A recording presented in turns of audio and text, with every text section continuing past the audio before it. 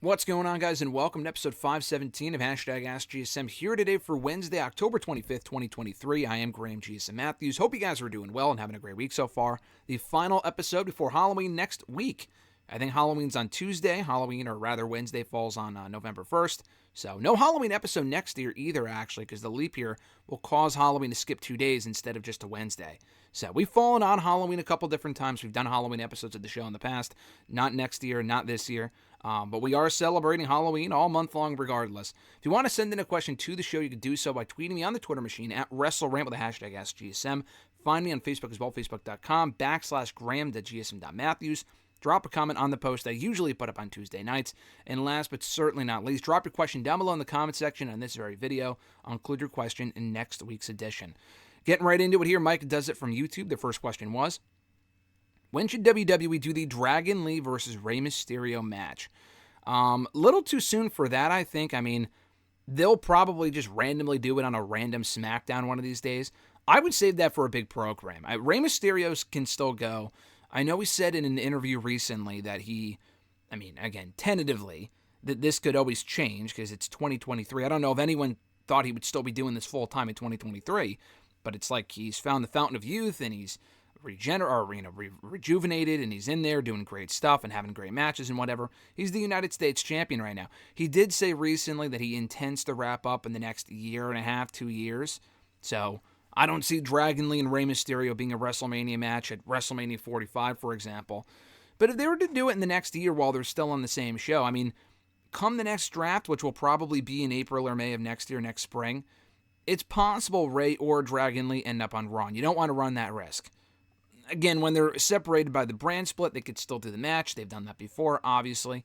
I would probably do it within the next year, but on the right stage, though. Like I said, I wouldn't just give it away on SmackDown. They've given away both Santos and Rey matches, the singles matches they've had so far, both matches on SmackDown, which is fine because they had high stakes. The United States Championship was on the line the second time.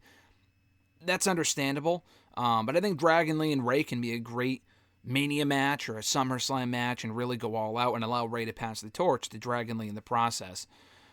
So we'll see. Dragon Lee so far so good. Rey can still go. I think Rey's probably doing something with Santos or probably a tag match at Mania.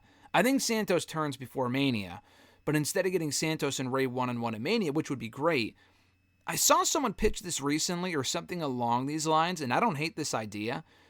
If LWO were to defect all back to Santos and they all go heel. Maybe not Zelina Vega. I think Zelina Vega is doing well in her current role. I don't know if they need Zelina Vega in the group. It could be Santos, Wilde, and Del Toro back to being a heel trio, maybe without Zelina. Maybe by that point, Elektra Lopez is ready. They can bring her up and they can put her back with them. She's just not very good, but it's possible. And then in the babyface side, it can be a six-man tag team match at Mania, which isn't the most appealing match. I get it. It's a six-man match. That sounds like a SmackDown match, but just hear me out. Do those three LWO members, maybe with Elektra Lopez in their corner, Zelina Vega with Rey Mysterio, and they seem close on the show and whatnot, which is why I wouldn't turn her heel. Rey, Vega in his corner, alongside in Rey's corner or Rey's partners for the matchup, Carlito and Bad Bunny. I think that'd be the perfect match to do. The kind of implosion of LWO, babyface side, Carlito, Rey, Bad Bunny, which is a WrestleMania attraction right there, against all of the LWO guys. So that's what I would do personally. I think that would make the most sense. But Rey and Dragon Lee, I don't know where Dragon Lee fits into that. He really doesn't. But Rey and Dragon Lee at Mania would be great. Rey and Dragon Lee at SummerSlam next year. As long as they do it when it matters and it's not randomly thrown out there on a random SmackDown for no reason, then I'm content. As long as we get it, I guess, that's really all I'm happy about. Hopefully we get it at some point before Rey wraps up in the next couple of years.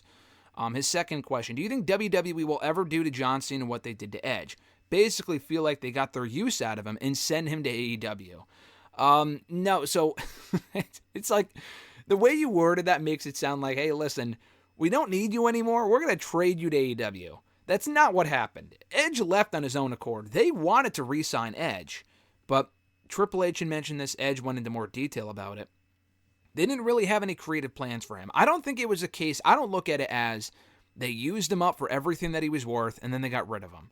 They could have continued using Edge in different programs and pair him with different people, but for him, it was more important to end his career with Christian and do something with him over there. If Christian was done in AEW when he came back to WWE, Edge would have undoubtedly stayed. There's no doubt in my mind. But the biggest reason why he went there was for Christian, and to also mix it up with new opponents. There's new opponents for him in WWE, not as many as there are in AEW, though.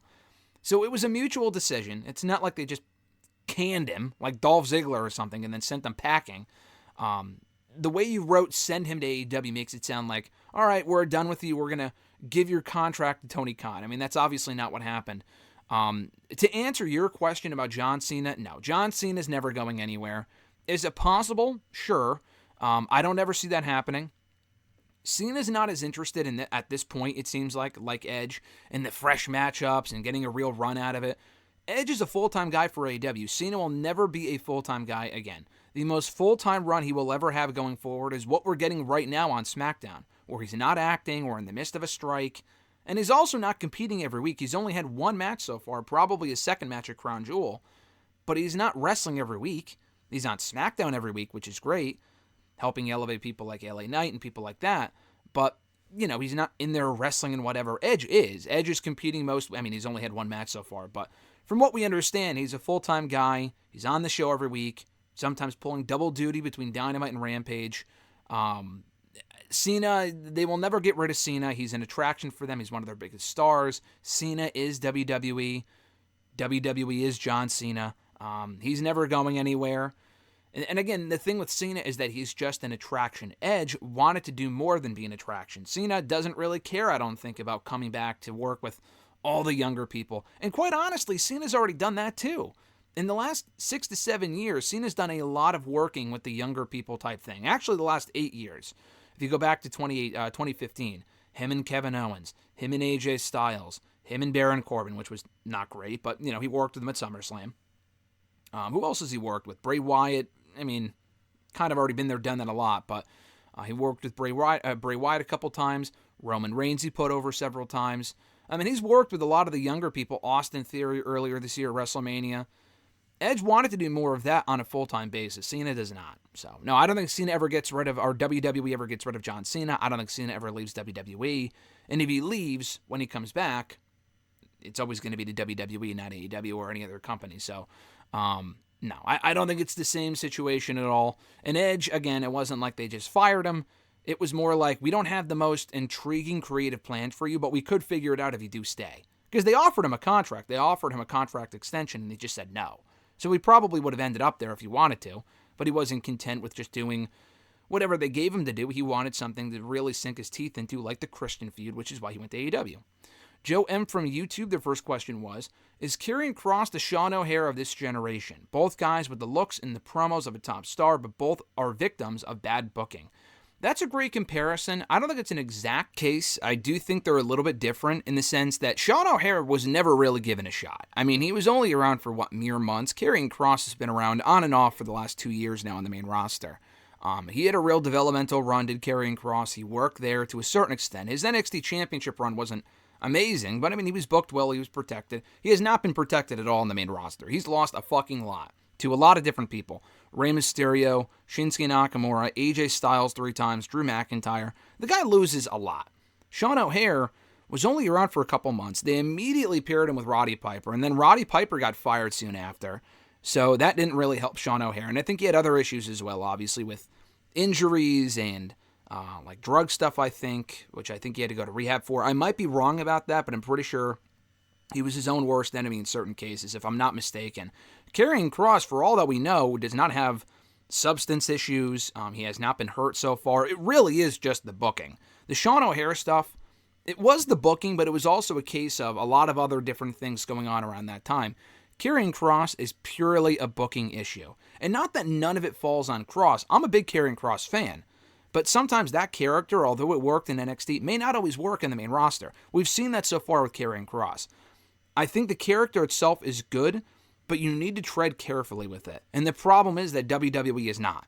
And when I say that, I mean, and Bray Wyatt was the exact same thing.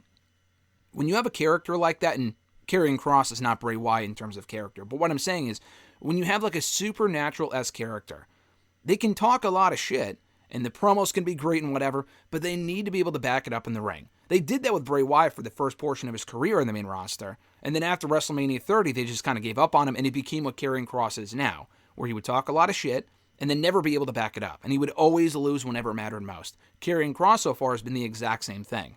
The issue with Karrion Kross is that he never even really reached the level that Bray Wyatt did earlier on in his career, and it also took Bray Wyatt a very long time to get out of that. And the difference with Bray, though, I would also argue, is that Bray, in the time that they made him like a top star, going into WrestleMania 30, working with Cena, Karrion worked with Drew, who was also a top name late last year and is still a top name today. Bray was way over with the audience, where even when he was booked, poorly in the years that followed, he was still over. It was hard to care about some of his matches and feuds, but still, people still cared about Bray. He sold merchandise. Karrion has not sold a single fucking t-shirt. No disrespect to Karrion Kross. Again, I like Karrion Kross, but he didn't even reach that level of Bray Wyatt where he was over with the audience, where he would lose and lose and lose, but at least he would still be over to the audience, with the audience to a certain extent. Like in early 2014, before Wyatt lost, and even coming out of that loss to John Cena, people had the fireflies with their phone flashlights, and they were singing the song and waving their hands. Karrion Kross has never gotten anything remotely similar to that sort of reaction. So the bad booking that he's already enduring is doing him no favors. At least Bray had that kind of set-in-stone relationship with the audience. Karrion has never even gotten that far, because they started booking him poorly before he can even get to that point. I don't think Karrion would ever be as over as Bray Wyatt was. Bray Wyatt was just a 1 in a million. But Karrion can still be, he is a special talent to me. I think he can be a top guy for WWE if booked the right way. They have not booked him the right way. So, it's not the exact same thing as Sean O'Haire. It's a very similar gimmick. I think Sean O'Haire, or rather Karrion, has said about Sean O'Haire before that he was an inspiration for his current character a few years ago, maybe to Chris Van Vliet. Might have been recently, I don't remember, because I know Chris Van Vliet sat down with Karrion recently. I think the best thing they can do with Karrion at this point is to switch it up. Maybe not make him a full-on babyface. SmackDown has enough of those. But, hit the reset button, try again. I feel like I've said this before. But they really need to do something, because so far, it just ain't fucking working. The last time we saw him on TV in a real program, he was working with AJ, and he lost every single match. All 3 matches, he lost every single one. It wasn't even 50-50 booking. It was 0% booking for him. He won none of those matches. He beat Carl Anderson once. Who gives a shit? So, I wouldn't say Karrion Kross is damaged goods, but he is someone they really need to tread carefully with and really try to rehab. And it comes at a time where they're trying to get a lot of other people over as well, and that doesn't help. So, Karrion Kross can be something, but at a time when they don't have a lot of people that are over for him to work with, that's the issue. His second question, despite his WWE career going out on a whimper, is Matt Riddle in the top 5 most successful main roster call-ups? Ever? Is that your question? You didn't put ever in there, but I'm assuming you're saying ever. You didn't say recently. Ever? No. He can't be. When you have Roman Reigns, who is an NXT call-up, he did appear in NXT before coming to the main roster. I don't know if you would count Dean Ambrose as an NXT talent. He never appeared in NXT TV before being called up as part of the Shield. You can include him. I'm talking about people that were on NXT. He was more of a developmental call-up, if that makes sense. A holdover from the FCW days. You had Roman Reigns come up from NXT, Seth Rollins. Those are the top 2 right there. Roman Reigns and Seth Rollins. Roman Reigns 1, Seth Rollins 2. And then you would probably have to fill out the rest of the spots with the 4 horsewomen. Even though Sasha's not here anymore, she had a lot of success and became a big star in that main roster. Sasha, Bayley, Charlotte, and Becky. All 4 of them. And not in any particular order, but Asuka as well. Asuka was far more, and it is far more, and it's still there, successful than Matt Riddle. The Street Profits, I would argue, have had more success than Matt Riddle. Matt Riddle would not be at the bottom of that list. In terms of recent call-ups in the last 3 or 4 years, then yeah, he might be in the top 5. I'd really have to think about it. Everyone on the main roster at this point feels like a call-up, so it's kind of hard to say. Everyone at some point has been called up from NXT. We are at that point with the current roster where almost everyone on that show has had more, has been in NXT at one point in their careers. I would probably put Kevin Owens. If we're talking ever, I would put Kevin Owens above Matt Riddle. He was a former world champion. Sami Zayn, not a former world champion, but he's been around a lot longer than Matt Riddle and has been more over and involved in top spots and stuff like that. I would put Sami Zayn over Matt Riddle. If you're talking ever, Matt Riddle would probably end up somewhere in the middle, because he did become a tag team champion multiple times with Randy Orton, had a great act there, former United States champion, albeit briefly, and won a pay-per-view main event last year against Seth Rollins. He was his own worst enemy, but he was booked fairly well, and he was a good mid-card guy. So he would probably be somewhere in the middle, if not in the upper echelon, but nowhere near the top 5 or top 10, if we're talking ever. If we're talking recently, then probably a lot of the people they've called up in the last 2 or 3 years have not panned out. I mean, Keith Lee was called up, fired within a year. Karrion Kross called up, fired within a year. Brought back, still has not panned out, and Riddle had more success than he did. Trying to think of who else was called up in the last couple of years. The Profits were called up before him. I would put the Profits above Matt Riddle because they're multi-time tag team champions. They're always on the show. They're over. They're getting rebooted now as heels alongside Bobby Lashley, which is cool. They are easily the best called-up tag team that WWE has ever had. That's not even a question. Enzo and Cass barely lasted. The Ascension were awful. Undisputed Era never made it to the main roster. Heavy Machinery did not pan out. They've called up a lot of teams, like the Vaudevillains. They immediately broke up, were a failure. A lot of the teams have failed. Street Profits were only the real success, aside from probably Luke Harper and Eric Rowan. That's another one, too. Bray Wyatt, a former call-up. He would be above Matt Riddle in that hierarchy of successful main roster call-ups. But again, in recent years, a lot of the women have not panned out. Bianca has. Rhea has. I would put both of those people. And Bianca was called up a little before Matt. Matt was called up in the spring of 2020. Bianca was called up right around WrestleMania. So I would put Bianca above Matt Riddle. I would put Rhea Ripley above Matt Riddle. Who else has been called up? LA Knight? I mean, he hasn't won any titles yet, but he's way more over than Matt Riddle has ever been. So I'd probably put LA Knight above Matt. I mean, Matt Riddle's contended for the championship, but not in the main event of a pay-per-view against Roman Reigns. He did contend for the championship in the main event of a SmackDown with Roman Reigns, but not at a Saudi Arabia pay-per-view. Yeah, he would probably be near the top. I don't know. You didn't say ever or recent. I'm just kind of going out on a limb here and creating my own list. If you mean recently, he might be in the top 5. If you mean ever, absolutely not. But recently, maybe. I'd have to really think about it and look at the roster. But there's a good chance he would be. Christopher L. with a hefty question here. First one being, from Facebook, by the way. WWE and most wrestling promotions throughout the history of the business have always placed their finances on the stars they push. However, one of the key elements with most of these pushes is crowd investment and crowd support. In WWE, for all the stars they have made, have a long history of forcing a star down the fans' throats, and in return they turn on said star for over-pushing them to the detriment of others. People like Hulk Hogan, Triple H, Brock Lesnar, John Cena, Charlotte Flair, and Roman Reigns have all been pushed to the moon, and the company has received blowback on how they were or are booked when they were the top star. Recently, the not-so-subtle, on-the-nose approach to Jade Cargill could eventually lead to fans feeling she's shoved down their throats and lead to them losing faith in her before she even gets in the ring. And the constant exposure of Judgment Day, especially Rhea Ripley, has become tiring, and fan support and emotional investment for the group is slowly waning. Is this a case of overexposure of the athlete, or do you feel that if the company wants to prove they have faith in said athlete, they need to strap the racket on their back and see how far they will go? That's a very interesting question. How much is too much? I would say the difference between Jade and Judgment Day is that Raw revolves around Judgment Day. That is definitely getting tiring. When they either get interrupted or they interrupt someone else, which is usually what the case is, that is just lazy formulaic booking, where it's all right, we'll pair this person with this person, even though it's a match we've seen a million times, or we'll pair the Judgment Day in a tag team match with Owen, Zayn, and Cody and Rollins and whoever else, and now Jey Uso kind of replacing Seth Rollins in that equation. We've seen it a lot in the last 6 months since the draft, since the Judgment Day were made to come to Raw. They're a lot better of a group now than they were a year ago. I still like Judgment Day. I have no issue with Judgment Day. I wrote about this the other day in an article for Bleacher Report. It's not a Judgment Day issue necessarily, but they do need to progress the group forward. A year ago, the group just wasn't working before Edge was kicked out, and even after Edge was kicked out, it just wasn't working. No one gave a fuck. They're over enough now to where, and they've been booked strong enough, have enough championships to where they've been redeemed, which is great.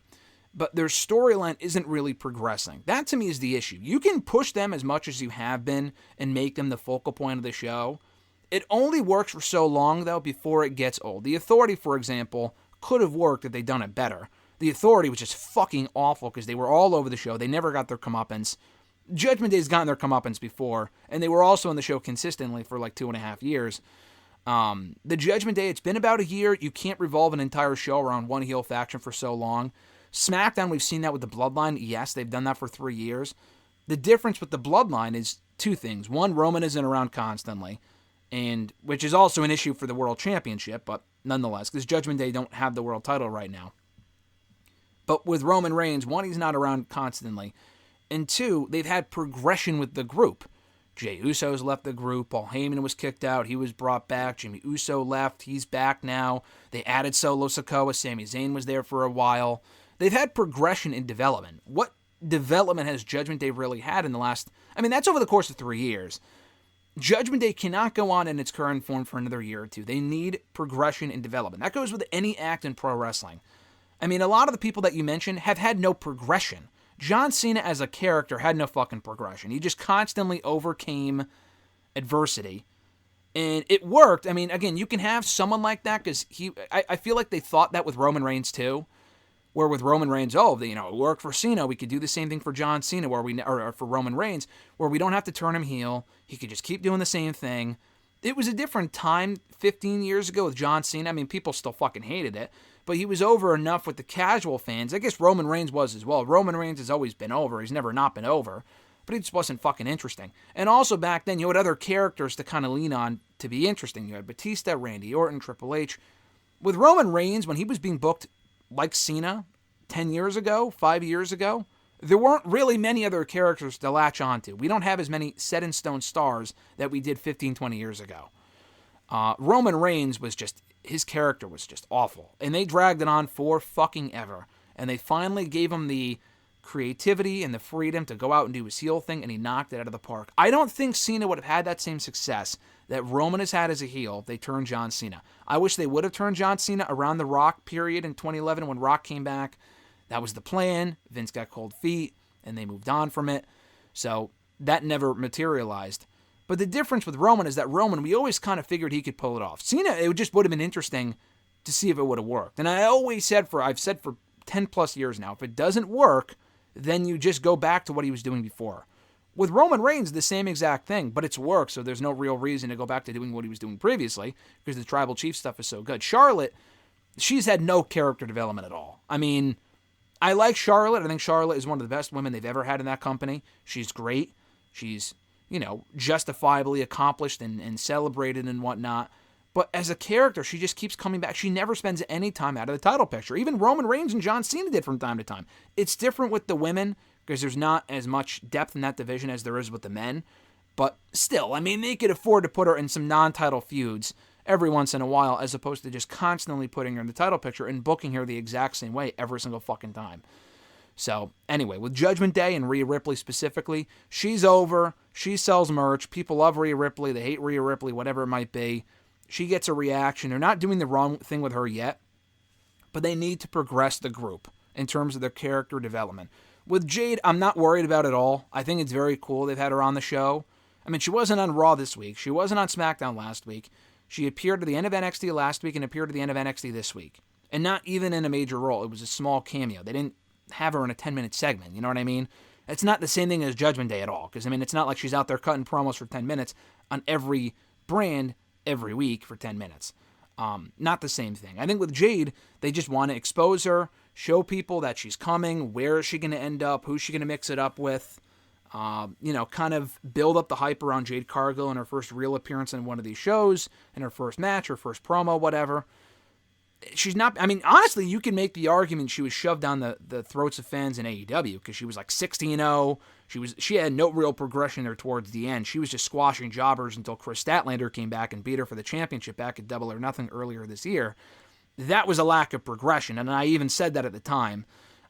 What they're doing now with her is exactly what they should be doing with her. I don't think she's going to be on every brand. Once she settles into a one show, I don't think we'll be seeing her on every show as much as we have been lately.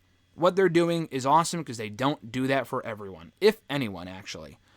The Judgment Day stuff, I would agree, it is getting old, but it's not because they're shoving it down the throats of fans because it's bad or whatever, or it's not. It is interesting, but they need to move the feud forward. It's not the same thing as Cena and Charlotte and Roman, because the Judgment Day are not their top guys. They're not beating everyone.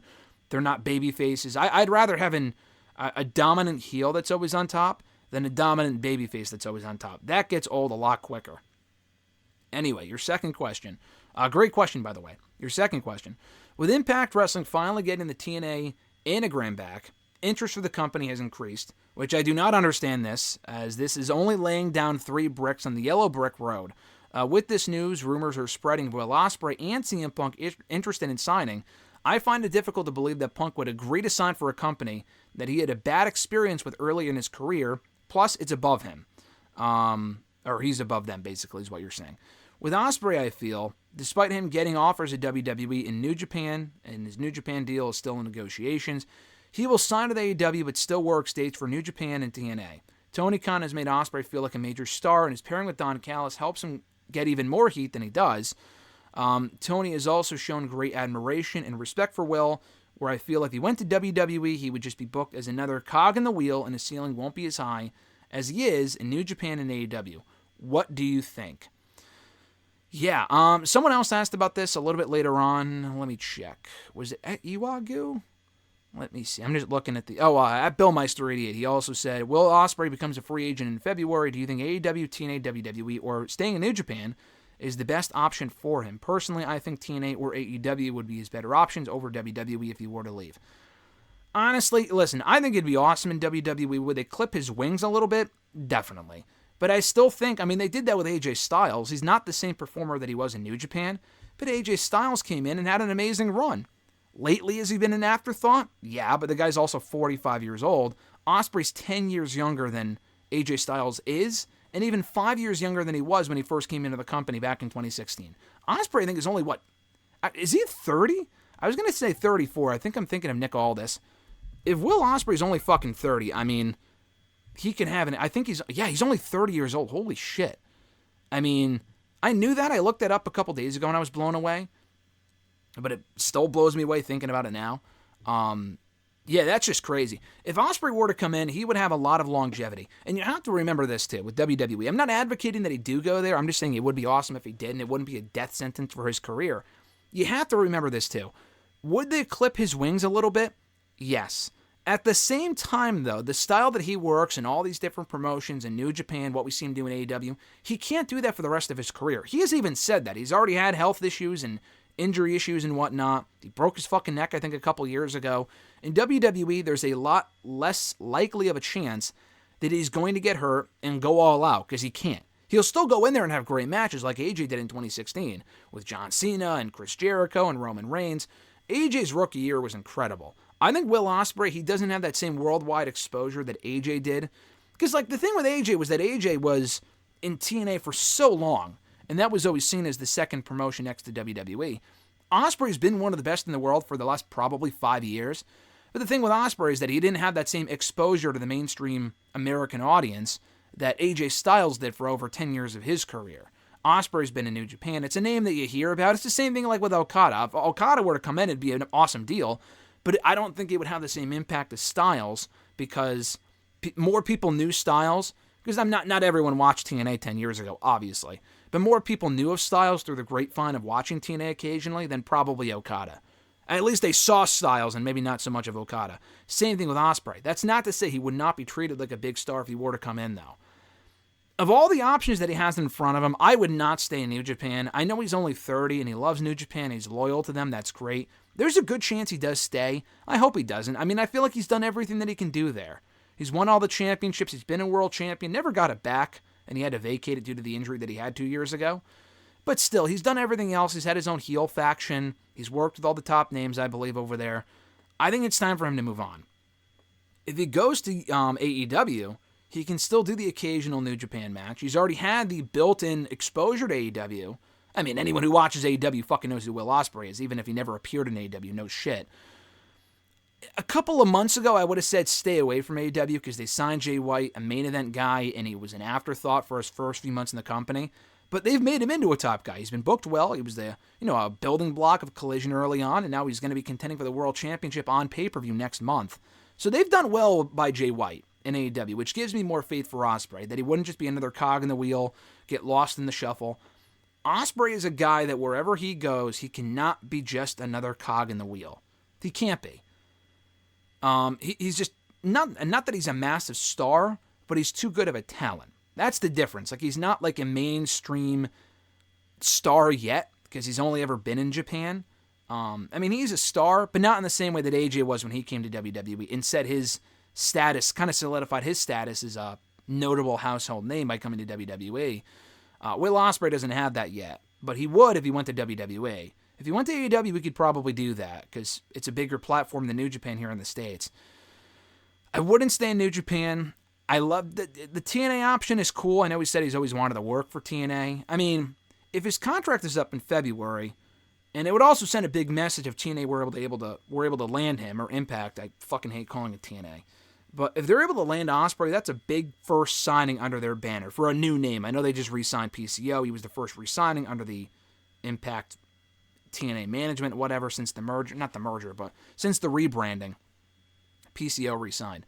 Will Ospreay would be a massive name. CM Punk is not fucking going to TNA. He's not. He could appear for TNA, maybe even have a short stint there. Punk is not going there long term. That's not even a question. And you said, what did you say in your question? That he had, I mean, you're talking about Will Ospreay. With CM Punk, by the way, you said that he had a bad experience with him earlier on in his career, which is true. That was 20 years ago. That was back when it was still TNA, and it was a far different management. The fact that he was backstage at Impact recently tells you that whatever bad blood he had with TNA years ago is under the bridge. That it's different people running the ship. He's been there multiple times. He was backstage, I think, at one of their Impact shows a couple months ago. So it's not like he has bad blood with anyone there now. As far as Will Ospreay goes, again, it would be cool to see him in Impact. To do what, though? I just feel like he's bigger than that. And he's not wasting the rest of his career. Again, he's only 30. He can go there for a year or two and then go elsewhere. I just feel like to sign full-time exclusively with Impact, he's bigger than that. You said Punk was bigger than that, and he is. So is Ospreay. He doesn't need Impact. So it really comes down to WWE or AEW. He's probably going to AEW. I expect him to go to AEW. Where should he go? Honestly, I just feel like AEW has enough of that sort of stuff. I mean, he's one of the best wrestlers in the world. But honestly, he's already worked with some of their top guys so often, it's like, not that there's nothing for him to do there, but he's already worked with Omega and Jericho. I mean, there's a whole bunch of people on their roster for him to work with, obviously. I don't know, man. I just feel like Ospreay in WWE would be something so different. And I don't know if it's me being, I'm a WWE mark. No, I just think it would be so different from what people are expecting. And it would be him taking a chance on himself. Cody took a chance on himself. Jade's taking a chance on herself. I think both of them. Cody's obviously been a massive star for them. And Jade, I think, will be as well. I just think he's so different than what WWE has right now that he would stand out. Assuming they don't just make him Ricochet 2.0. People said, why do they need Will Ospreay? They already have Ricochet. It's not the same fucking thing. Ricochet's awesome. Will Ospreay's better than Ricochet. I mean, I'm not even sure if that's a question. And they would have and they've had matches before, obviously, but they would kill it in WWE. I don't know. I just feel like Will Ospreay in WWE would be a better fit because they don't have a lot of stars like him. He can come in from the get-go and be a big star like AJ was in 2016. Because they needed stars like that in 2016, and they need stars like that now. And they need more people like him to build around. They can build up people from NXT like the Braun Breakers and Carmelo Hayes, and that's great, and they will be stars. But people that are coming over from other promotions and immediately are pushed in the top spot on the main roster, we have not seen that in a long time. It's been a while aside from Cody Rhodes. And even Cody Rhodes wasn't a great case of that and a great example of that because he already spent time in WWE. Will Ospreay never has. So, honestly, I would go to WWE. I think it's better on his body. He would have more longevity. In AEW, it's a risk. I mean, it's a risk in WWE, too. But in AEW, they already have a lot of people doing that sort of style. It's not really special at this point, to be completely honest with you. They already did the big money match with him and Jericho, or not Jericho, but Omega also had him face Jericho, among other people on their shows, because he's had a handful of matches there since last year. And honestly, yeah, Bryan Danielson's a money match for them. I feel like they'll do that before. They might even do that before he leaves New Japan. They might do that at Wrestle Kingdom. They might do it before then as well. Who knows? I mean, it's already late October. I think he goes to AEW. He probably wants to be part of that All-In card again and do something special there. He got a fucking tattoo of the All-In attendance on his neck, or hand or whatever, which is pretty fucking stupid. But, he probably wants to be part of that again. Not that he wouldn't have that in WWE. I would like to see him go to WWE more. I just think in AEW that they already have enough people they can build around. They just brought in Adam Copeland to replace CM Punk. They have Jay White now. He kind of fits that same bill as someone from New Japan being a top guy in AEW. They have MJF. They have Omega, Page, other people. Build up Ricky Starks. Build up Swerve Strickland. Wardlow, people like that. I just don't think they need Will Ospreay. Especially if they only have one world championship. And I don't want to fucking work in Ring of Honor. I mean, he's been there, done that. We don't need to do that again. I think he should go to WWE, but AEW is probably where he's ending up, and it's not a bad option. As long as he doesn't stay in New Japan, I just feel like that's a waste. I mean, that's great that he had a lot of success there, but it's time to move on, like Jay White did earlier this year. Next question is this also from Chris? Yes, it is. Can you name a rivalry or rivalries where the combatants have had little to no chemistry? I mean, this is such a tough question because that's the case with a lot of feuds, I think, where they just don't click as well as you would think, and didn't have the match that you were expecting. Like AJ and Nakamura had a great match in Mania. They had some good matches in 2018. But we know they don't have bad chemistry because they had that amazing match at Wrestle Kingdom a few years prior. I'm trying to think. I remember 10 years ago, and they went on to have other good matches. Daniel Bryan and Randy Orton, I thought, would have had a better series of matches in the fall of 2013.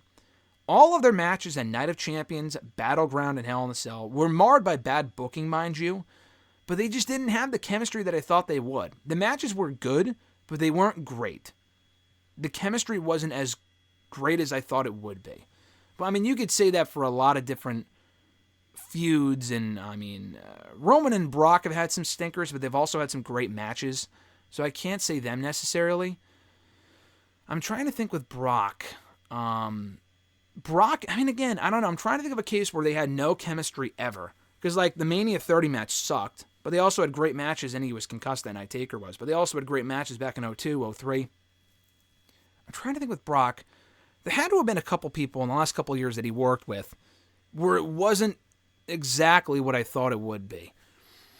Because a lot of Brock's matches are what they are, and they're just not great. Him and Braun, I thought, would have better chemistry. They had no chemistry at all. That No Mercy match was awful. And they didn't have a lot of matches after that, but every match they had after that, whether it be a multi-man match or a singles match, it just wasn't good. It just wasn't very good. That's not a great example, but I'm trying to think of other situations where it was like, I thought they would have better matches. I mean, there's so many examples on a smaller scale. I'm trying to think of like main event programs that we've had where it was like these just matches just aren't clicking, and they just don't have chemistry. I'm trying to think of it in WWE. I'm sure AEW has been the same thing. Or matches that weren't as great as you thought they would be, but that's not your question. So, I don't know. There's not a lot of prominent examples aside from the ones that I mentioned. I mean, there are a lot of examples, but not a lot of big examples. Like, I guess I thought Becky and Ronda would have better chemistry. They had great chemistry on the mic back in 2019. That Mania match was not great. It was a very good match, but it was not a great match. It was not the classic I thought it would be, especially involving Charlotte, who probably made the match better just by being involved in it. She shouldn't have been in it from a storyline standpoint, but she's a good worker, and she should have made the match better, and she just didn't. The match just wasn't great. I'm trying to think. I really... You asked this last week, and I couldn't really think of any answers, so...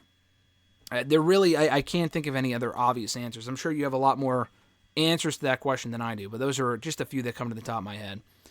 His last question here, what are the best pro wrestling documentaries that you've ever seen? I mean, long list of them, and there's so many. I've answered this before, but there's just so many good ones. Among my favorites, the Punk one, I love. The one they put out in 2012 when he was WWE Champion. That's one of my favorites. Just even recently, the Kurt Angle one they did on Peacock was phenomenal. I mean, that was more of a Kurt Angle documentary than a pro wrestling documentary, but that was amazing. The one they did for Cody Rhodes, also among the best I've ever seen, if not the best I've ever seen. Becoming Cody Rhodes, the American Nightmare one they did over the summer right before SummerSlam. Incredible. Like 2 hours well spent. Definitely one of the best I've ever seen. those are just even recently. I mean, WWE's done so many great ones. The Edge one also among my favorites. They've done a lot of Edge ones, but I'm talking about the one they did when he first came back in 2020. The Second Mountain one, I think they called it. It was a 24 episode. The Hardy Boys one they did for a 24 episode, also among my favorites. The one they put out in 2017. That one made me emotional just watching it because I was there for when they returned. Did it come out in 2018? I think it came out in 2018, actually. Not 2017. I don't remember. But it came out in one of those 2 years, and it was just very, very well done. And, yeah, I would go with that one. The Hardys one, the Edge one from the 24 episodes, the Cody one, the Punk one from 2012, the Mick Foley documentary I remember being good from 2013. The Triple H one was also good. Not great, but good. There's definitely others. The Warrior one is also probably my favorite. The one that they did for him, it was right after he died. And they made a DVD about it about a year later. And I'm actually on that DVD. It was a video I put up here on the channel, like saying thank you, Warrior, or whatever. And they put it at the end of their video, along with other people saying the same thing. But I was actually included in the documentary, which was cool. But yeah, it was the Warrior one they did back in 2014, a couple days after he died. That one is probably my favorite. There's more. I mean, I've seen Beyond the Mat. That one's a good one. All the Dark Sides are great. I mean, I guess it's a documentary, right? The Benoit one, I mean, it was great, but like not for the right reasons, if that makes sense. Like, it was just depressing as fuck. The Brian Pillman one they did, I've seen Wrestling with Shadows. I like that one, the Bret Hart one from the late 90s. I've seen probably every major wrestling documentary, I would say. The Wrestler's not a documentary. That's just a great fucking movie with Mickey Rourke. I've been meaning to watch that again lately. I've seen it a lot, but I haven't seen it lately. I want to go back and watch it. I want to watch that again soon. But yeah, those are probably them. All the 24s they did were amazing. But, again, Cody Rhodes, the Angle one from recently, Warrior, Punk, Edge, Hardys. I mean, these are all among my favorite wrestlers. That's the common theme there. They also did one on Nigel McGuinness about 4 or 5 years ago that was really fucking good on the network on Peacock. So check that one out. I think it's still on Peacock. Absolutely love that one. And yeah, those are just a few. There's definitely more, but those are among the few that come to mind. And they've done a lot of great documentaries in the last 20 years. I'm trying to think. The Batista one is also very good. The one they put out in 2009, I want to say. I Walk Alone, the Batista one. I like that one as well. At Uwagu91 from Twitter, their first question was, your thoughts on how Rey Mysterio beat Chris Jericho in their title versus mask match at the Bash. Random question. You're talking about their blow-off from the Bash in 2009. Yeah, when Jericho, I remember it exactly. I didn't watch the pay-per-view live, but I've seen the match before, and I know the finish. I remember reading about it when it happened, because back then I wasn't ordering the pay-per-views. I was fucking middle school. I had no money. I couldn't order the pay-per-views. I couldn't even stream them anywhere. But I did read the results on WWE Universe, which was like their version of Facebook back in the day. Jericho, in their last match at Extreme Rules, took Rey's mask off, which we see all the fucking time nowadays in AEW specifically, to the point where it's been done to death and it just doesn't mean anything, and the luchadors are dumb for not tying up their mask tighter. But back then we didn't see it a lot in WWE, and especially not with Rey Mysterio. But Jericho took the mask off. Rey was too concerned with hiding his face to be kicking out of a pinfall attempt, and Jericho beat him for the Intercontinental Championship. So come their next match at the Bash, Jericho did the same move, but this time Rey was wearing another mask under that one. And you had no idea, and it was such a great finish. Rey follows up with his finisher, wins the match, gets the belt back. He was never going to unmask, but the way they did it was really cool. I love that whole mini feud. Their matches were great. The promos were great. They had really good chemistry. So, yeah, the finish was great. His second question, your thoughts on Dragunov. Ilya Dragunov, you talk about like one of the best in the world with Will Ospreay. Fucking Dragunov is in that conversation as well. Dragunov has got to be top 5. I would put Ospreay in that conversation. I would put probably Rollins in that conversation. In terms of just best from bell to bell, Dragunov's got to be in there. I mean, I love hearing the guy speak too. His promos are great. His presentation is great. But in the ring, the guy just fucking kills it every time. I mean, this year alone, he's had some really good matches with JD McDonough earlier this year. He was involved in that, I think, the ladder match, right?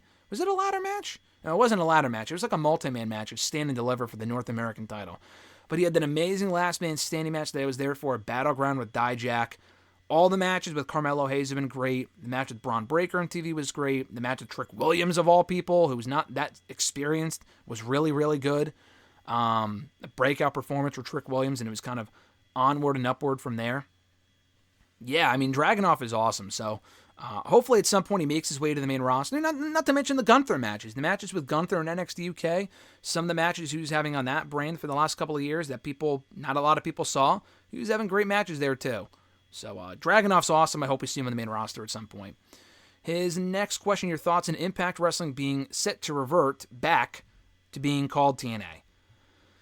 I'll probably go into more depth about this on tomorrow on WrestleRant Radio with RJ. I'll make that kind of the one of the main topics, probably one of the first things we talk about. I think it's stupid. I really do. I think Impact has a great product. This is coming from someone who watches the show. I guarantee you 90% of the people that have had an opinion on this Impact TNA thing don't even watch the fucking show. They haven't in a long time, and they still will not watch when they go back to being TNA. I am guaranteeing you right now. No one really, I don't want to say no one. There's not a lot of people who watch Impact.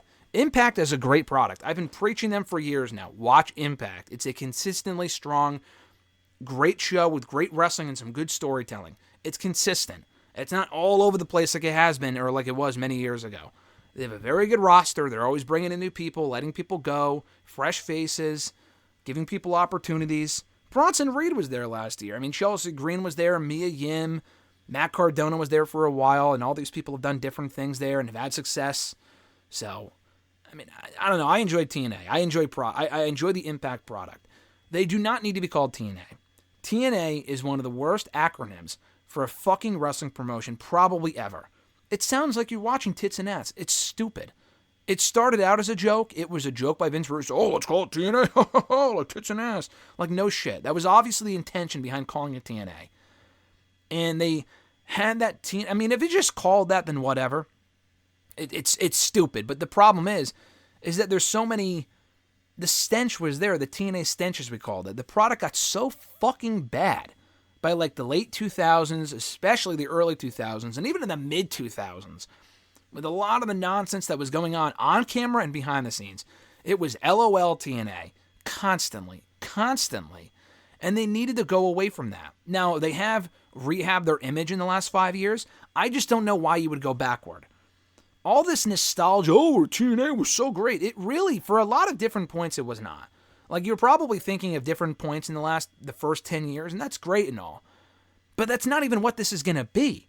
Like, I saw Scott D'Amore say, we're going to bring back old gimmicks that work. They already have. They already do. We see the Ultimate X match constantly. They brought back Feast and Fire, which is kind of a dumb concept, honestly, in my opinion. Anyway, they brought that back at Impact 1000. They do not need to be TNA. They don't. I mean, it's just not going to be the same show as it was 15, 20 years ago. They're not going to have the same star power that they did. It's TNA in name only, which is a positive and a negative. Because you don't need the old TNA back. But then why even call it that, though? The new product is Impact Wrestling. They've successfully rehabbed their image, created a new identity for themselves, and people still don't watch, and that's whatever. I don't think calling it TNA again is the right move. It's a step backward, and the people that you're catering to are wetting their pants about it right now. They're not going to watch the show, I guarantee you. They might watch Hard to Kill. They will not stick with it. Because if they were going to watch the show, they would have watched it by now. They've been doing great content for years now. Impact has been very good, a consistently strong show, sometimes the best wrestling show of the entire week for a long time. Calling it TNA will not make a lick of a fucking difference. The Six Sides aren't coming back. They should not come back. And nothing else really from TNA's history is coming back anyway. They brought back TNA originals constantly, even under the Impact banner.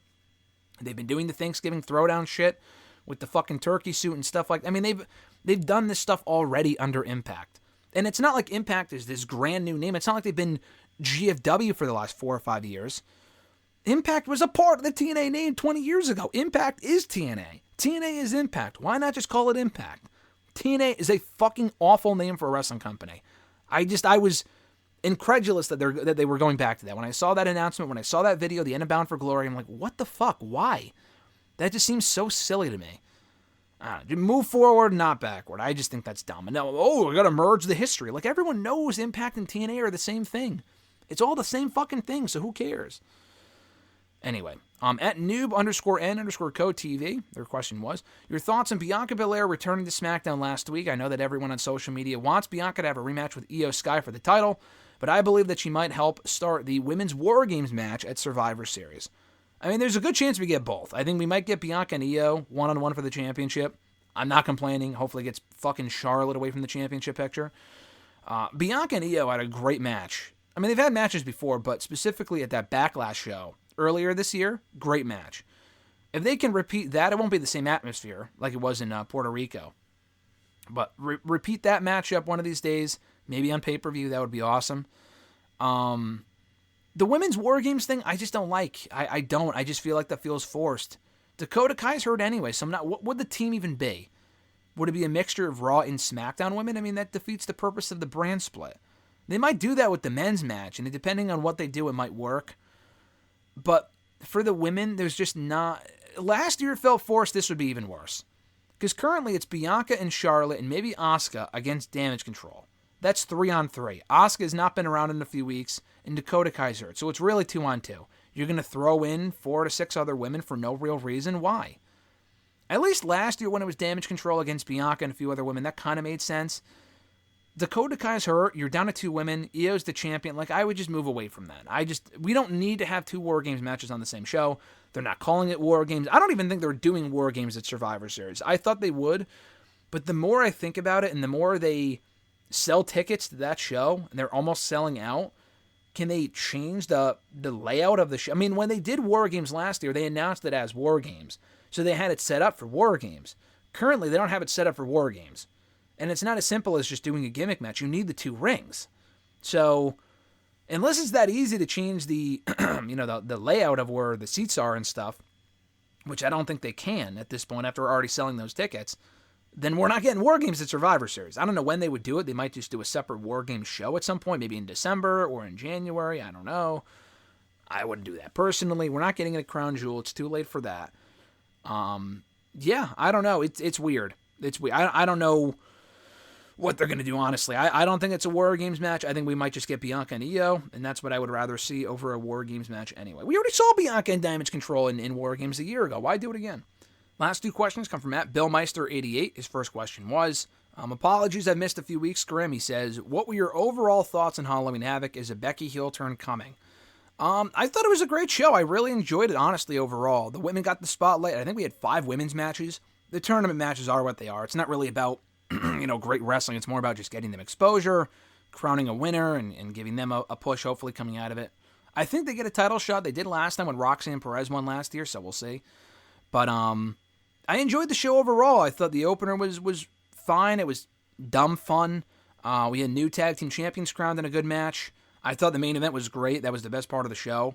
I enjoyed the show overall, really, and I thought Lyra and Becky really worked well together. The title change was a pleasant surprise, especially it coming in clean fashion. I mean, they could have had Xia Li out there or someone like that costing Becky the win. They didn't do that. They had Lyra win clean. A great endorsement for her and a great moment. So, is a Becky heel turn coming? No, I don't think so. They already have enough heels on Raw with Nia and Rhea. They're not turning Becky. Becky's perfectly fine as a babyface. They're going to have her work with Xia without the championship, I guess, and that's fine.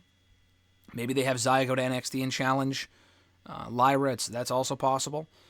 I mean, a Xia-Becky program without a championship involved, that's cool that Becky's offering to work with her and elevate her. That's really cool. Even without a championship on the line, that's even better.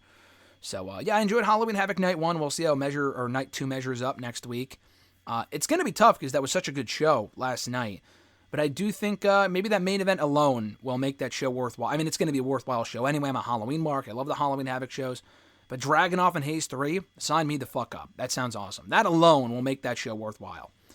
Let's see here. I already answered the Will Ospreay question of his from earlier. His last question, and a great question at that. He says, if WWE, AEW, and TNA had a 2-male, 2-female draft pick swap, who would you move where for the wrestler's best impact for that company? A really interesting question. Now, I don't typically do this sort of stuff. It takes me a while to kind of figure out who would I move, and I've mentioned like trades before, who would go where and whatever.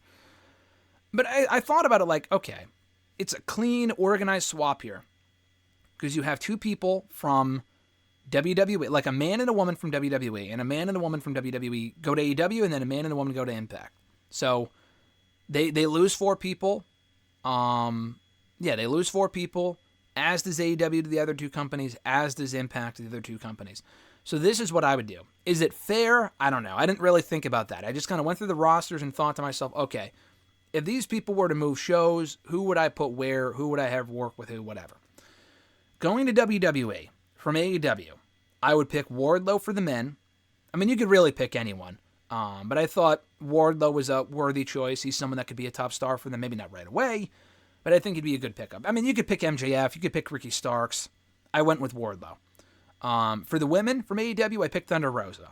Again, there's a lot of other women. I kind of try to stay away from people going back to a company that they were previously. Aside from, I think maybe one option on here with Impact. Only one person is going back, but that's it. I didn't want to bring back Tony Storm. But we've seen that before. So Thunder Rosa is a fresh face to WWE. I know they wanted her to be a referee years ago. She's obviously become a much bigger star through the NWA and AEW. And I don't know when the fuck she's coming back to AEW. She's been gone for a very long time. Hopefully she's back soon. I would put her in WWE. I would love to see her there.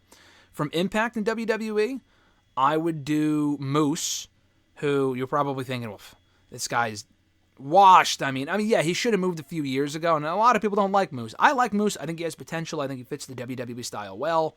I think Moose in WWE would make sense. And also Deonna Purrazzo. And you're probably thinking, because I talked about it last week, well, why not AEW?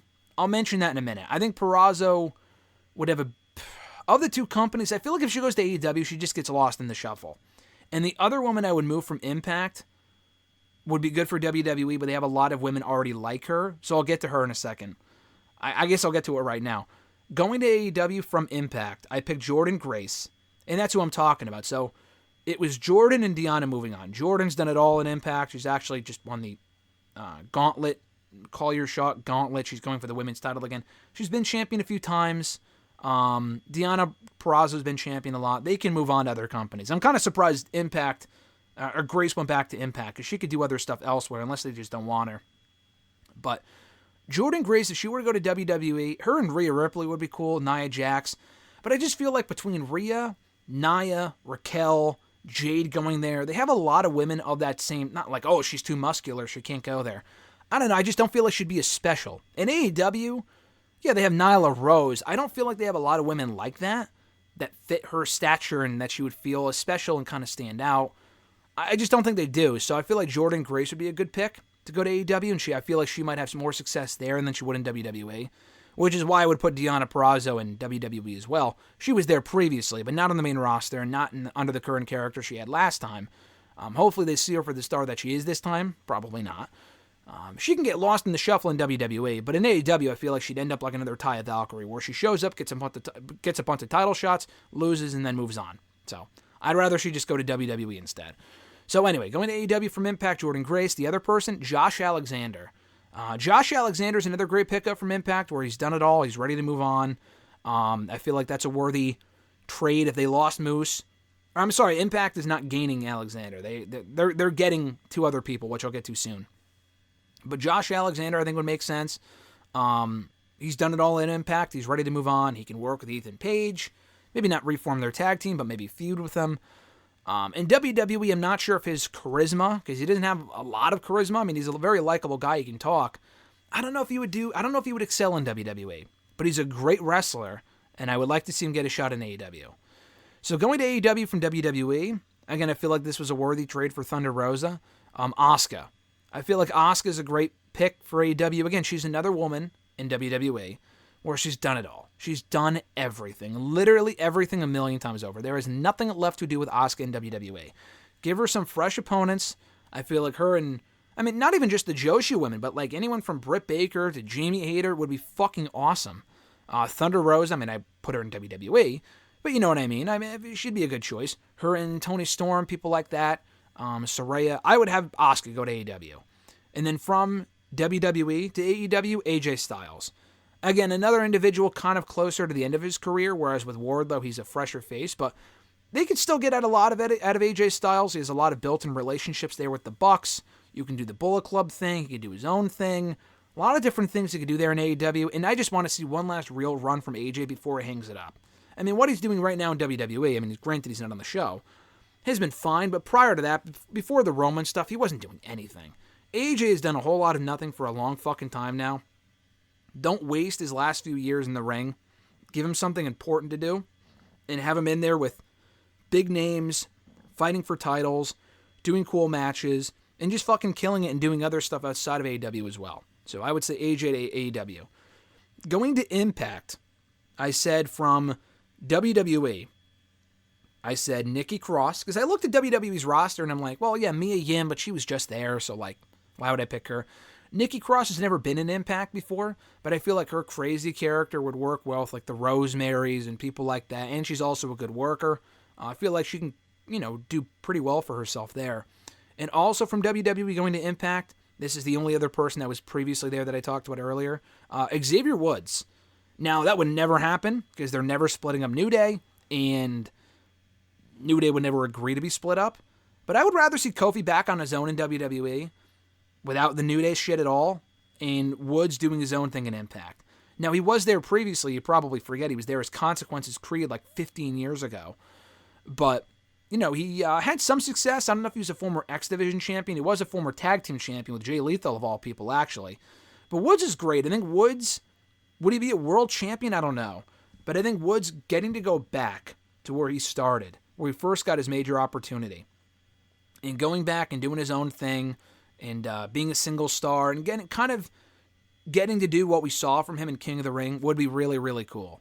Where he would get the single spotlight, maybe a couple world title opportunities, and he's good enough to hang at that level without the goofy comedy shit either. So I feel like that'd be a good pick. And then from AEW, I picked Ruby Soho. I mean, this woman gets a million fucking title shots, including tonight on Dynamite. Maybe she wins it. I doubt it. She's gotten like 20 different title shots between WWE and AEW. She seems like someone that these major companies do not see as a big star, but they can put in the ring with people, and they can have a good match, and she can look good in defeat. But at a certain point, it's impossible to take her seriously. I feel like she can get the Trinity push, the Naomi push, where she can go to Impact and become women's champion and become a big star there, a bigger fish in a smaller pond. I don't think Trinity goes back to WWE and gets a title shot or a title opportunity and wins the belt.